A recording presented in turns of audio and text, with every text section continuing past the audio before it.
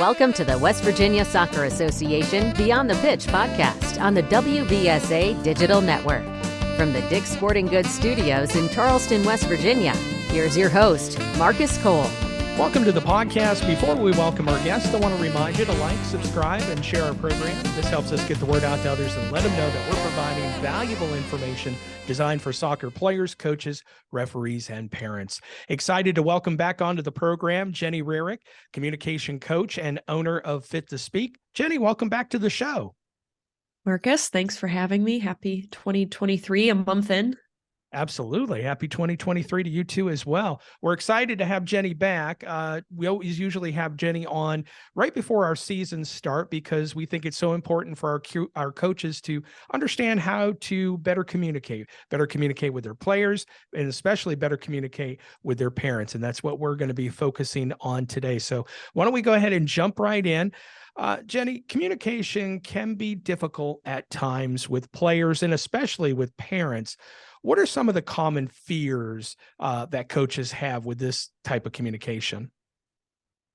The common fears, I would say, are social in nature most often, meaning they have to do with questions like, how am I going to be judged by this person if I say this? How will what I want to say make this person feel? Will I be accepted or rejected at a very human level? Or if what I say upsets this person, what might happen as a result? Because of this, we tend to avoid conversations that often simply need to be had. Or if we're in them, we communicate in a convoluted way instead of being assertive and direct because of some of those fears that we have. I recently wrote in a social post that today's communication is tomorrow's relationship. And I find that is a really insightful thought because we have to understand our default mode of communication is often to communicate in ways that make us comfortable. But in most scenarios, that's not always what's in the best interest of the relationship. It's not always to choose how to communicate based on what makes us comfortable. So instead, before communicating, whether it's with a player or a coach, I would challenge you to ask questions like, how will what I'm about to say impact the future of this relationship? Or what do I need to say to create the type of future that I want for this relationship?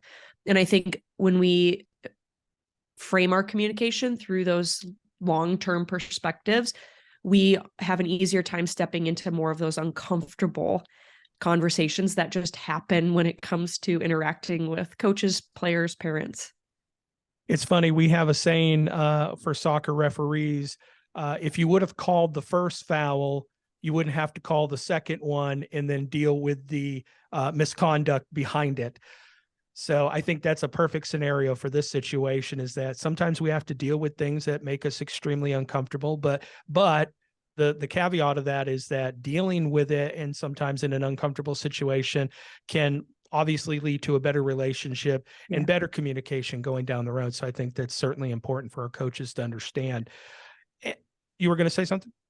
Well, I want to make it clear that when I say assertive and direct communication, that does not equal being brutally honest. Brutal honesty is cruel, whereas being assertive and direct means you're choosing words that make your message clear, but you're speaking in a way that is driven by kindness and compassion. It makes a whole lot of sense. Obviously, proper communication is so important for coaches. Skipping down just a little bit, what about setting boundaries when it comes to communication? Because I think that kind of goes hand in hand with just what you were saying before about, brutal honesty, but having thoughtful and mindful words and being kind. I think that comes with setting boundaries when it comes to that communication, isn't it? Absolutely. And boundaries, whether they're related to how you're communicating or not, boundaries always start with having a self-awareness. And that it's a self-awareness of what am I willing to tolerate and why is that my limit? The reason why defining your boundaries and then being clear in your expression of those boundaries with the people you're interacting with is important is because they end up being the modulators of that relationship. They're like guardrails. They're what prevent communication extremes from happening. Coaches who are able to define their boundaries and then communicate them clearly often don't experience those blow up moments with players and parents and referees because there's been a precedent that's been communicated. When we don't express our boundaries, we often find ourselves in unpleasant communication scenarios because we've allowed more than we can handle or more than we've wanted to handle. Then we find ourselves giving people the silent treatment, gossiping behind their backs, or getting into heated or personal arguments because we allowed it to boil over. The analogy I like to use here is anytime you're in an interaction that's maybe more nuanced in nature or it's getting heated, you don't ever want to let it transition from a simmer to a boil. Simmering is okay, but the moment it feels like things are about to boil over, that's when it's your responsibility to recognize that and hit a pause on the conversation and say, we're not going to achieve anything right now. It seems like we're both defensive about this, or we both have different opinions. Would you be willing to pick up this conversation another time? Or maybe it can be had over email. Have you ever heard of the author Anne Lamott? No, I have not. She's written a couple of really great books. One of my favorites is called Bird by Bird. And the reason why I'm mentioning it is because in her book, she describes this idea that she calls your emotional acre. And I have the quote here. If you don't mind, I would love to read it. Yeah, go ahead. Because it contextualizes all of this. In the book, she writes, every single one of us at birth is given an emotional acre, all our own. As long as you don't hurt anyone, you really get to do with your acre as you please. You can plant fruit trees or flowers or alphabetized rows of vegetables or nothing at all. If you want your acre to look like a giant garage sale or an auto wrecking yard, that's what you get to do with it. There's a fence around your acre, though, with a gate. And if people keep coming onto your land and sliming it or trying to get you to do what they think is right, you get to ask them to leave. And they have to go because this is your acre. I really love that because I think it paints a vivid picture of what boundaries mean. Is you get to decide how people communicate with you and what you're willing to tolerate, because that's the fence line of your emotional acre. And it's important that coaches do it to prevent burnout and manage relationships, but it's also important that coaches communicate their boundaries so that they're modeling what that looks like for parents and their players. And it allows them to do what they're there to do and coach. That's right. More than having to worry about a lot of this other stuff too as well. We're talking to Jenny Rearick, communication coach, owner of Fit to Speak. What are some common mistakes that coaches make when they try to communicate? To keep this simple and actionable, I've got two I'm going to share. The first one is not checking for understanding. The second one is not considering the impact of their body language and their voice on how their message is being received. So if we start with number one, which is not checking for understanding, too many of us assume that just because we've said something that it's been understood. Often our communication doesn't get through the first time. And unfortunately, because we tend to be insecure about our ability to be clear, we choose not to check in with the people we're communicating with as to whether or not they really understood our message. And we do that in a fear that we're going to learn that we didn't do a good job explaining something. But then unfairly, we place the blame on our listeners if miscommunication happens. It's their fault for not understanding. If you're the one sending the message, creating understanding is your responsibility. So that means you need to check for understanding. And that can be done in many different ways. You can ask directly, which might sound like, I'm not sure I did a good job explaining that. Would you tell me what you hear me saying? You can observe behavior. say you ask your athlete to execute a drill and they do it incorrectly, bring them back and say something like, I didn't do a good job explaining that. Let me explain this another way. You can create teaching scenarios in which you encourage others to take the message that you give them and teach it to maybe one of their teammates. And then you observe how they teach it to another teammate, and that allows you to check how well they themselves understood it. I like that. Do you want to say anything before I go on to number 2? No, go right on to number 2. All right. Number 2 was not considering the impact that your body language and your voice have on how your message is received. This is what I would say is my bread and butter. It's most often what I work with people on is their nonverbals and their verbal skills. I host workshops where I teach coaches how to manage or take more control of how they express their message through their bodies and their voice, so it creates congruency with their message. So we talk about, one of the things that I talk a lot about is eye contact. Often eye contact is one of the most natural and expected forms of connection when we communicate with people.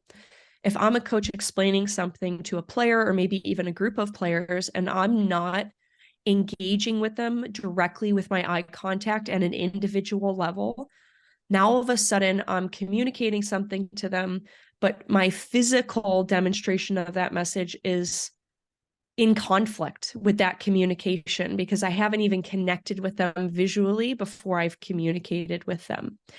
Or if I'm a coach and I stand with my arms crossed in front of me because that's what's most comfortable for me, even though that might not necessarily mean anything. I just stand like this because I'm comfortable like this. If a player looks at me, my body language is communicating something to them, whether or not I agree with their perception of it. Often I say perception is reality. How other people perceive you is how they receive you. So it's not so much a matter of what your intentions are when you're communicating and how you're using your body language and your voice, because you can have the best intentions of the world. It's about how people are perceiving your body language and your voice. And I think coaches who spend time video recording themselves and then going back and watching, or even working with a coach, someone like me, to assess their body language and their voice in terms of how they communicate, can be tremendously helpful in just going a level deeper and creating more understanding and reducing the amount of miscommunication that happens. I relate to that tremendously. Early on in my coaching career, I had what is called RBF, and I just looked angry all the time. Yeah. I wasn't. It just, that's how I looked. And once I kind of realized that, I was like, okay, maybe I'm sending off this vibe to these players. So when I am making a correction or whatever, it's taken to a different degree that, oh, coach is mad at me for this. This is why he's correcting me, that type of thing, as opposed to, oh, coach is just trying to help me. So that's right. It makes perfect sense.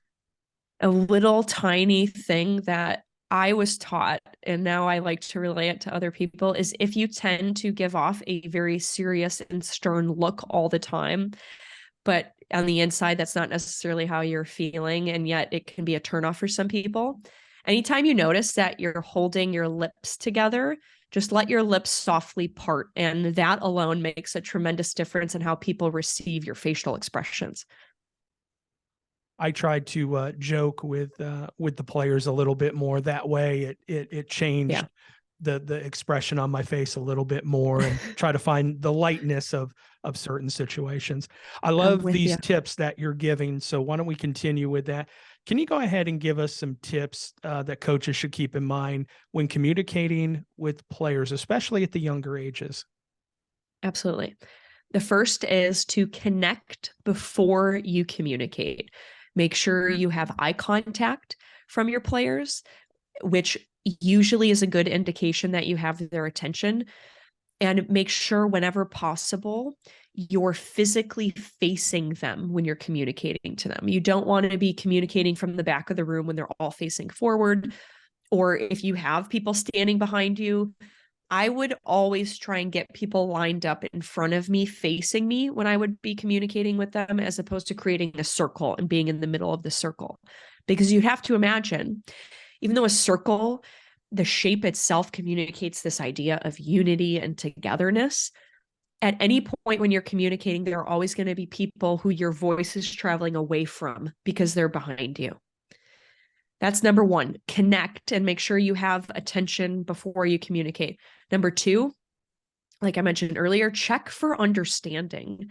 When you offer coaching or you give an explanation, go in with the assumption that you're going to be misunderstood. That way, you're already expecting to have to say something more than once or in a different way. And remember that just because you say it doesn't mean that it's understood. And then the third one is lead with conclusions, not explanations. When we go to explain things, we tend to default to sharing our thought process, followed by making our conclusion or our point. And although that's how our thinking process works, it's not how we like to process information. As soon as someone starts talking, whoever's listening to that person is immediately thinking, well, what's your point? That's what we're interested in. So if you're going to explain something to your players, make sure that you state what your conclusion is or what point you're trying to make first, and then you follow that with the explanation of why that is or how that's true. An easy way to remember this is an acronym that actually comes from the military, and the acronym is called BLUF, BLUF, and it stands for bottom line up front. It's actually a writing technique they use in the military, but you can use it for speaking. Essentially, it means before you begin talking, state what your main conclusion is or your point. And you might even find that it prevents you from rambling because you've led with your conclusion and now there's not a whole lot of explaining to do other than just define or explain what you've already said. I think that makes a whole lot of sense, just in the essence of your players are all at different levels of development. They're at different levels of understanding. If you get your conclusion up front, you may have a couple of them that hear that conclusion went, oh, okay, I get it. I know what to do now. Whereas some more may go, all right, I get what you're saying, but I need more context. And then it kind of breaks down a little bit more from there down to the person who may not understand it completely and needs a little bit more explanation, but at least your message is getting across, as opposed to you start on a 3-minute tangent and half of your players are going, yeah, where is she going with this? Right. Yeah. Absolutely. We're talking to Jenny Rearick, communication coach, owner of Fit to Speak. Finally wrapping up here on the podcast. I think probably maybe the most important question I'm going to ask you. Give us some tips on what coaches should keep in mind when communicating with parents. I have 3. Number Okay. 1 is to prioritize listening. And remember that listening does not equal agreeing. Often, I think we hesitate to listen to somebody because we think, well, if I listen to them, they're going to think I agree with them. And that's not true. The reason why it's important to take the role of being a listener first is because that's how you gather information. And the more information you can gather from a parent regarding their situation, the question they have, the concern they have, the better you're going to be at formulating an appropriate and effective response. So don't rush to speak. Instead, listen, ask lots of questions, reflect back to them what you hear them saying in your own words, and I'll bet you'll find that the issue gets resolved a lot quicker than it may have previously. So number 1 is to prioritize listening. Number 2 is to be a leader, meaning if a conversation is getting heated, say something like, this is getting heated and I'm not sure it's going to be productive if we continue this. Can we agree to meet again tomorrow after practice to pick this back up?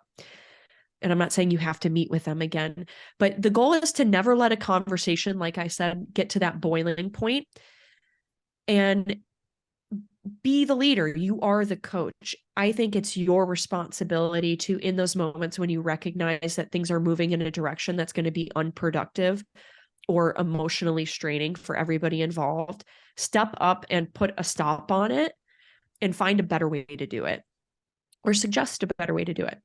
And then the third and final one is to set expectations early and often. Take time to meet with the parents and tell them your coaching philosophy, how you're going to field the questions they have throughout the season, when and where they can approach you if they have a question or concern, what issues you will not discuss under any circumstance with them, regardless of the situation. And then tell them how you're going to handle situations with them that do get out of control. Meaning, I might say to my group of parents, if at any point during the season, yourself and me, we get into a heated argument, I want you to know that this is how I'm going to respond in that moment. And these are the things I might say. This is how we might address that heated conversation. And I would say, write these things down too. And you can even share them as a one-page handout with parents, and maybe even make them sign it. It's not to say that you're going to enforce it, but the physical act of signing something creates a lot of accountability. And it demonstrates that they're a partner in recognizing that this is the way things need to be in order for you and this team to have success. Yeah, I think that's important. Yeah, it's I've always agreed in regards to the signing of something like that is not to enforce it. It's to, basically say, well, we talked about this earlier. These were the expectations and boundaries that we had set and how we were going to handle things along that lines. Do you remember that? And I think that kind of sometimes takes a little heat off the moment and can produce better communication in a more productive manner, which is always the goal of us coaches. Jenny Rearick, where can people find you? You're a great follow on social media, not only just from the communications aspect, but you get to see some of Jenny's workouts and stuff, and she's a beast. I love training. I know you do. Everything that I have out there can be found on my website, which is fit-to-speak.com. And then, as you mentioned, I'm on Instagram under Fit to Speak. And then I post pretty regularly on Twitter as well under my name, which is Jenny_Rearick. And the 2 in the Fit to Speak is TO, not correct. The number 2. So make sure you check her out, give her a follow. She's always wonderful. We discovered her a couple of years ago, and we're so happy to have her back on the program, one of our regulars. Thank you so much, Jenny Rearick, communication coach, owner of Fit to Speak. We appreciate you coming back on the podcast. You are most welcome. Thanks for having me. And thank you for listening to the show. We hope you provided some valuable information today. And if we did, make sure you let everybody know about our program. You can follow us on our social media channels, including Facebook, Twitter, and Instagram. Just search for us at WV Soccer. Take care, and we'll see you next time. Thank you for listening to the West Virginia Soccer Association Beyond the Pitch podcast. Make sure you like, subscribe, and share our program. Copyright 2023. All rights reserved.